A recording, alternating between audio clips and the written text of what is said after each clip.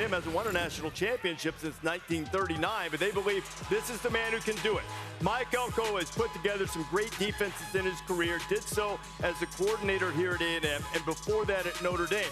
Now, he can confuse quarterbacks. The guy he'll face tonight, he knows from Duke, and Riley Leonard. We go inside the film room with Nick Saban to look at these moments that Elko will present the challenges to the Fighting Irish. I'm excited for this. Defensive game like we expect tonight, Nick. Third down, who can make the plays there will be huge. Elko's got a deep bag of tricks he can use against his old quarterback, Riley Leonard. What might we see on third down? Well, getting off the field on third down is really important. Mike is great at it. Here you're going to see there's 6 guys up here and to pressure. Really no cap look in the secondary. It looks like they're going to come this way if they're going to come anyway. All right, so Clemson's going to slide the line that way. All right, but what happens is with simulated pressure, with 7 should be dropping, he blitzes, one of the backers drop out, and they're going to play zone. And they throw the ball hot right into a trap corner, all right, and Duke's off the field on third down, didn't create any mismatches, create a lot of confusion for the quarterback and the offensive line.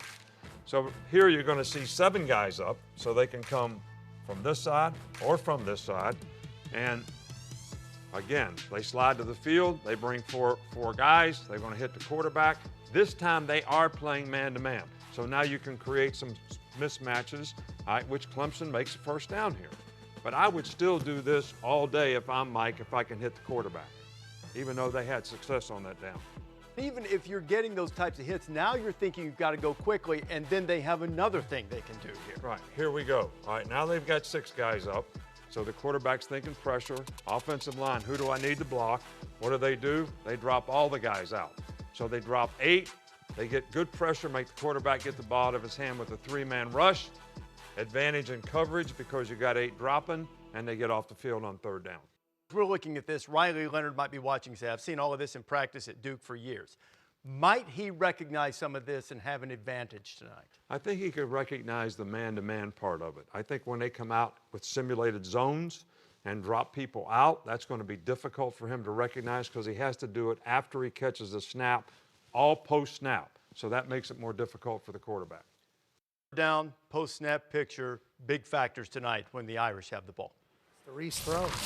And we'll see what kind of answers Mike Elko has. You know, I've heard as the Aggie head coach joins us that back when you were at Duke that you and Riley might get a little jawing going back and forth in practice. Going to get some of that tonight? Yeah, I don't know about tonight. We certainly had a lot of fun. We had a lot of fun in practice, though, going back and forth. And he's great to compete against. He's a great kid. We're looking forward to this tonight. I thought you had an interesting comment when we were meeting with you about, do you have an advantage? Does he have an advantage? Your thoughts on who has an advantage, if anybody? Yeah, I told everybody, like everyone makes it sound like it's this new thing that you know the quarterback. I think the first thing you try to study about a team you're playing is how good is the quarterback. And so I don't know that I've ever gone into the game and not known the quarterback. This is one of the first times I'm going to in the game where the quarterback's got 2 years of experience going against our defense, right? Well, so we had to get a little creative. Well, let's take a look. Nobody knows Riley Leonard like you. And the book on him is Let's Make Him Throw. This is last year late in the game against Wake Forest, game on the line. Tell us what you think he sees here and the importance of what he has the ability to do. Yeah, I think he sees blitz coming. He knows he's got a one-on-one up top, and so we're going to try to throw a double move, and he's got to put this into a really tight window to win us a football game in the fourth quarter. This was a heck of a throw, and this is a great catch, but that's a heck of a throw into a really tight window with the game on the line. Right, and there he is throwing from the pocket, right, guys? I mean, that's kind of the... Yeah, with a lot of people coming at him, too. Okay. That's what jumps out about Riley Leonard to me, Coach, is how tough he is, how he doesn't care about what's around him. He's always surveying the field, and he's going to make the right throw. Yeah, for sure. He's a true dual threat. I don't know why anybody has that not the right way. He can throw the ball really well. Yeah, let's look at this. Let's look at this next one here, Coach Saban. This is against Clemson. This is like what everybody associates Riley Leonard with, right? That extra gap you have to account for with a QB run.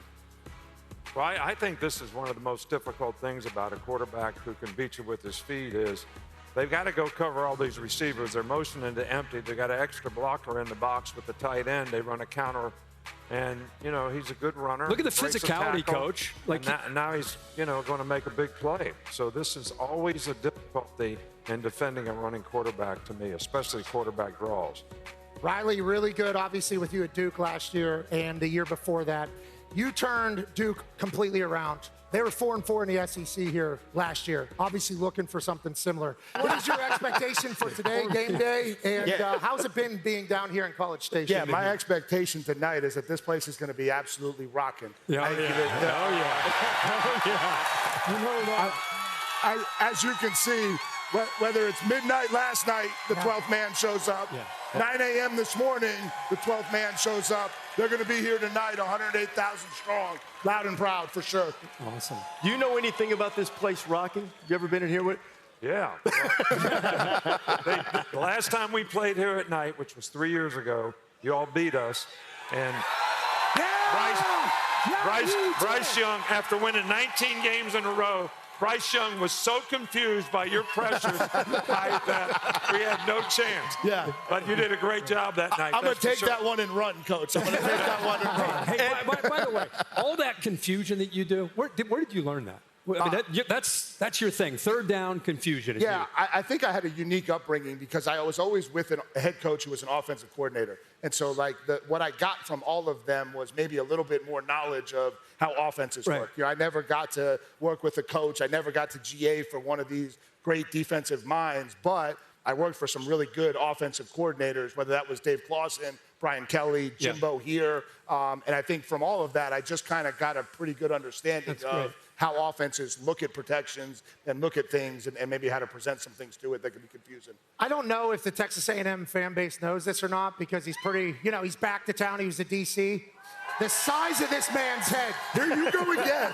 So I thought I was going to get away with that here because I'm at Texas A&M. It's a little different. There's a big brain in here. And this man works That's magic. a compliment. I can't wait All to the watch things it. you remember about me. That's what you Big brain. Hey, Mike, thanks for being with us. What are you running through the tunnel onto the field with the team for the first time tonight? You've never done that? So this will be my first time ever, ground level, Kyle Field. Let's hear you, fans, tonight. Let's hear it loud and proud. That's going to be a moment. Mike Elko, the head coach of the Aggies tonight. We'll go field level, run onto the field with those fighting Texas Aggies for the first time.